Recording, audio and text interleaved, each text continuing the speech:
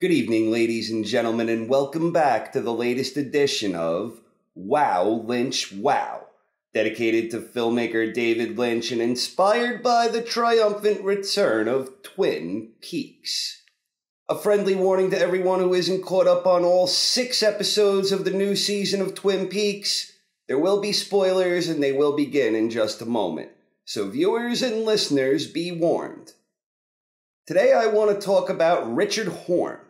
He's only appeared in 2 parts so far, and already he is easily one of the most heinous and despicable characters in the history of Twin Peaks. And that's really saying something there, as this show has historically featured an awful lot of low-life, degenerate scumbags. Richard's already down there with the scummiest of them all. The first time we saw Richard, he was smoking a cigarette by a no-smoking sign at the Roadhouse. A manager told the defiant Richard to stop smoking, then Deputy Chad told him he'd handle it, and Richard hands him a cigarette box full of money. A woman named Charlotte in the booth next to him asks for a light. He beckons her over, and then violently grabs her by the throat, and threatens her in predatory fashion with foul language and violent behavior. Next time we see Richard, he's snorting something up his nose with some shady-looking characters, including Red, who appears to be even more evil and far more powerful than Richard himself. Richard doesn't like when Red calls him kid, so Red does it again and tells Richard that he will be watching him. Red shows him a coin.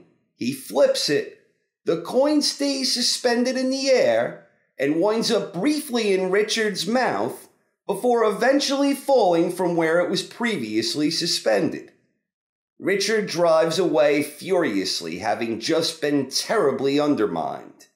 He begins driving erratically, and he blows a stop sign, running over and killing a young boy. Onlookers watch on horrified, as the grieving mother helplessly grasps her dead son. And Miriam watches as Richard drives by in the aftermath of this disgusting hit-and-run display. Richard eventually pulls over, and he does a piss-poor job of cleaning the blood off the front of his already dirty vehicle. Just 2 episodes in, and Richard Horne is already an irredeemably wretched character. Not only did he mercilessly plow down the young boy while under the influence, but at this point, his only known associates are Deputy Chad, a shady, mean-spirited, dirty cop in his own right, and Red, an evil drug dealer with apparent supernatural powers. Richard is a bad person. He keeps bad company, and he has no redeeming qualities. He's already beyond the point of redemption. So what is Richard Horne's role in all of this? We're led to believe that he's an immediate family member of the Horne family. If this is true, then there are only a handful of possibilities.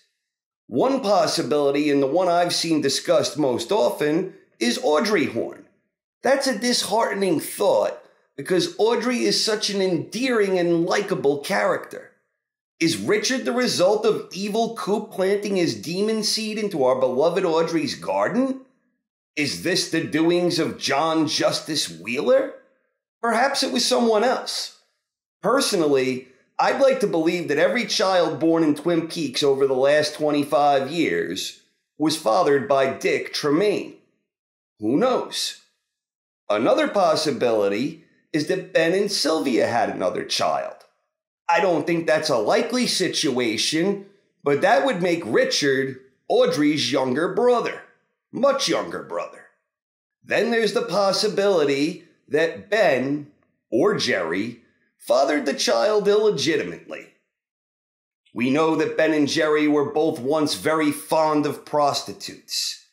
They even flipped a coin over who got to be first spending time with the new girl. Jerry also could have perhaps fathered the child legitimately at some point, although I get the impression he is currently unattached, just grooving out in his spare time listening to Jacoby's vlogcast. I guess it's also possible that Sylvia had a child that isn't really Ben's. And then the last possibility would be that it's Johnny Horne's son. That would make him Audrey's nephew.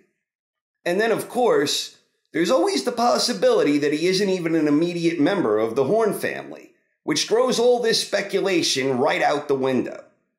But I'm inclined to believe that he is an immediate member of the Horne family. And I think when we find out how he's connected to the Horne family, we'll have a much better idea of how he fits into the bigger picture.